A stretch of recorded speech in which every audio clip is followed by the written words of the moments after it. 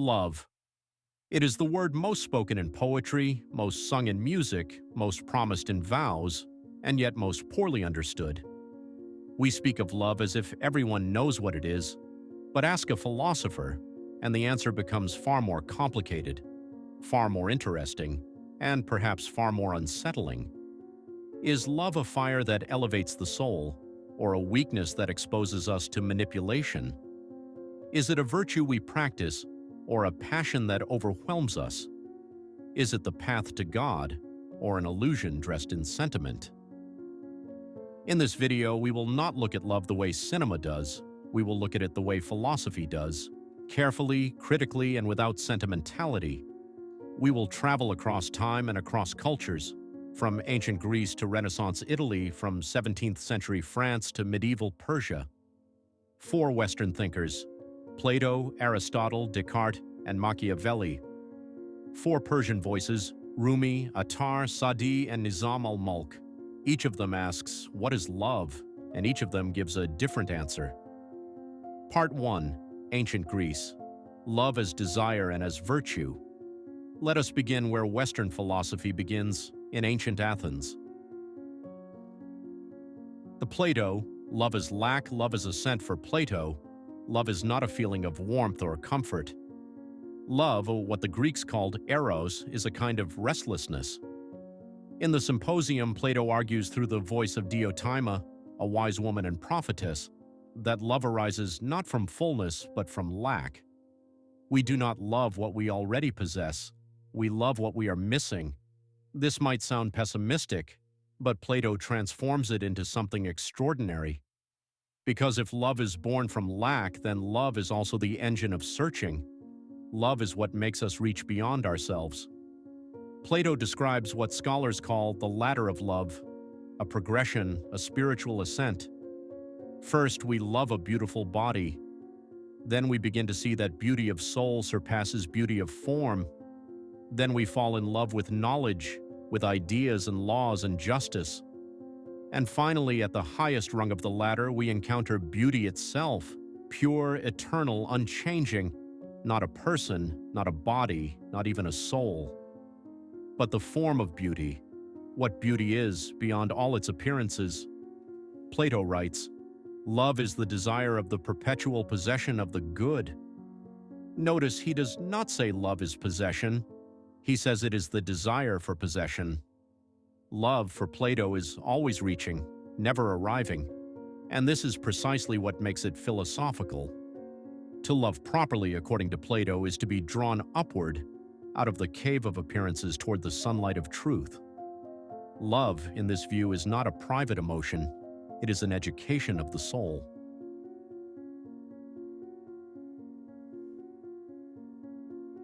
Aristotle, love is friendship, love is ethics. Plato's greatest student, Aristotle, was not satisfied with this answer. He found Plato's assent too abstract, too detached from the actual texture of human life.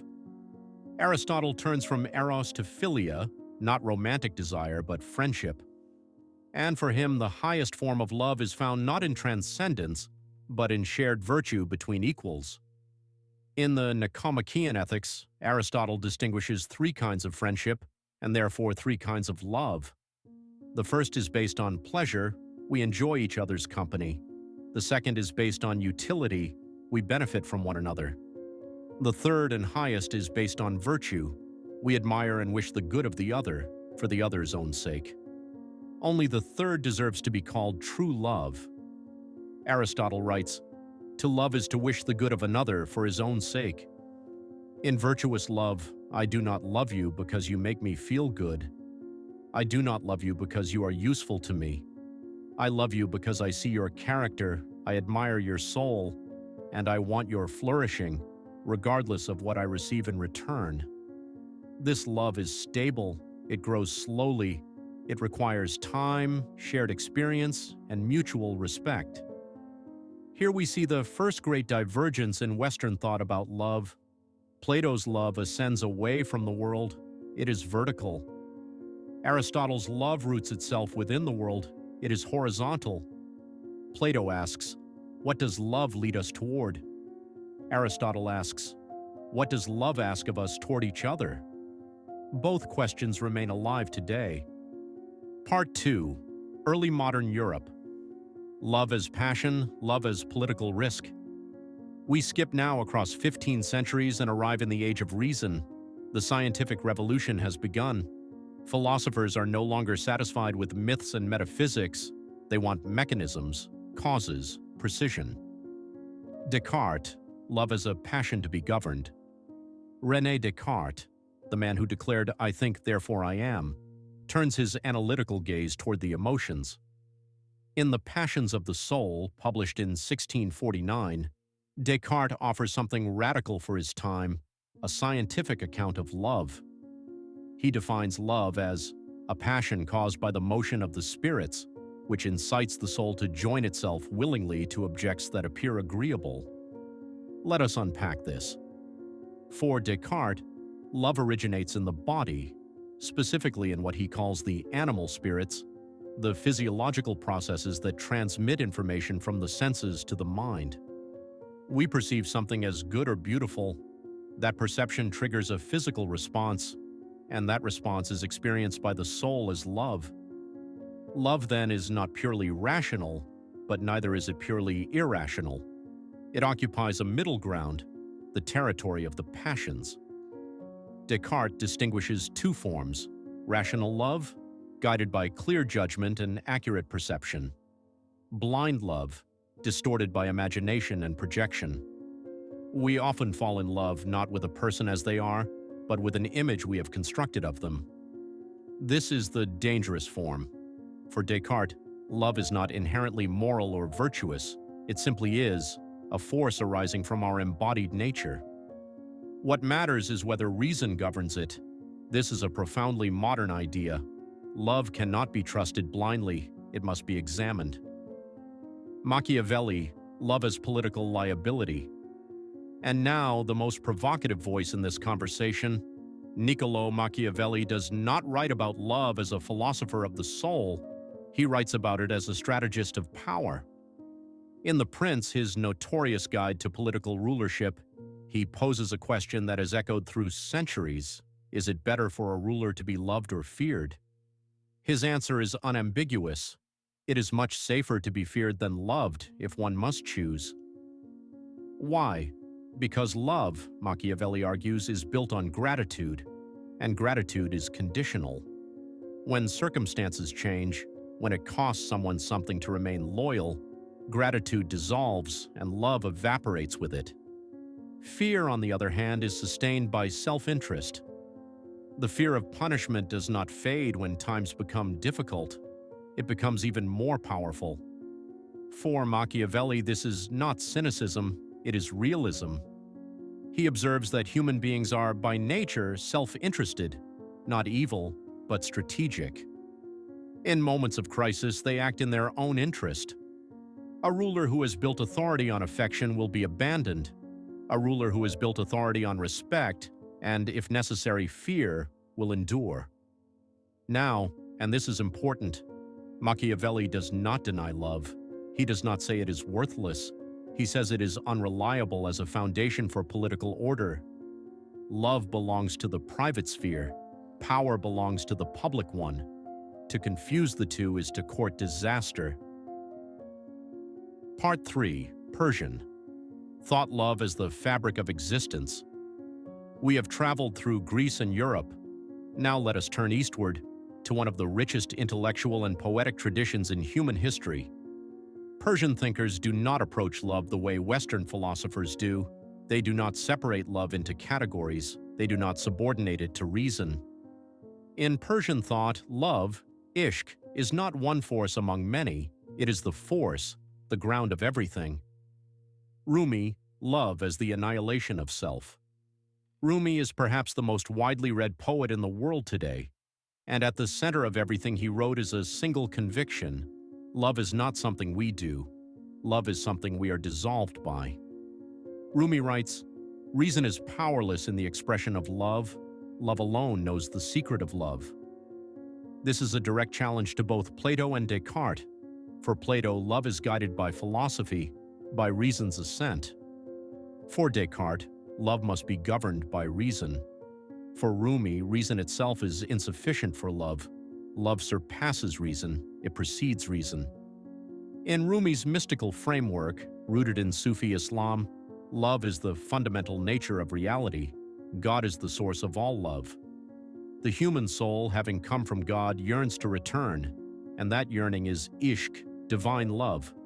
The path requires fana, self-annihilation. The ego, the self, the I, must be burned away. What remains is union with the beloved, who is ultimately God. Rumi's famous opening of the Masnavi uses the image of the reed flute. Cut from the reed bed, it cries out in longing. That cry is love. That separation is the human condition, and the music born from that wound. That is what we call poetry, prayer, and wisdom.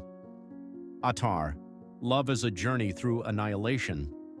Attar, writing a generation before Rumi, tells the story of 30 birds who journey across 7 valleys in search of the Simorgh, the king of birds, the divine. They pass through the valley of love, where all logic is abandoned, where the traveler surrenders every attachment. And when they finally arrive at the palace of the Simorgh, they make a startling discovery. The 30 birds, looking at the Simorgh, realize they themselves are the Simorgh. Simorgh in Persian means 30 birds. The seekers and the sought are one. Separation was always an illusion. Love was always the way home. Sadi, love as ethical compassion. Sadi of Shiraz offers a more human, more accessible voice. He does not write only of divine love or mystical annihilation. He writes of love between people, of compassion, generosity, and shared humanity. His most famous lines are inscribed at the entrance to the United Nations. Human beings are members of a whole in creation of one essence and soul. If one member is afflicted with pain, other members uneasy will remain. For Sadi, love is not an ascent away from the world, nor a passion to be governed, nor a political liability. Love is the recognition of shared humanity, and from that recognition flows an ethical obligation to care for one another, to relieve suffering, to act with justice. Nizam al-Mulk, love as the foundation of just rule. And finally, a Persian political thinker who answers Machiavelli, though he wrote 5 centuries before him. Nizam al-Mulk, the great Seljuk vizier and author of the Book of Government, argues that a ruler's love for justice and the people's bond of affection for a just ruler is not a weakness. It is the very foundation of enduring power. He writes, "Kingship endures with unbelief, but not with injustice." Where Machiavelli separates love from politics, Nizam al-Mulk integrates them. Justice, mercy, and the ruler's genuine care for his subjects, these are not sentimental luxuries. They are the conditions for political stability. A ruler who is feared but not respected will be overthrown. A ruler who is loved because he is just will endure. Part 4. Comparative Reflection. Throughout history, thinkers from vastly different traditions have grappled with the nature of love and what it tells us about ourselves. For Plato, love is a desire for transcendence, revealing that we are incomplete souls forever seeking truth. Aristotle saw it differently. Love, at its highest, is ethical friendship, a reflection of our nature as social beings defined by virtue. Moving into the early modern period, Descartes understood love as a regulated passion, a reminder that we are embodied minds who must temper feeling with reason. Machiavelli, ever the realist, treated love as a political liability, exposing us as fundamentally self-interested actors. From the Persian tradition come some of the most profound answers. For Rumi, love is nothing less than the substance of existence itself, speaking to our condition as fragments longing for divine unity.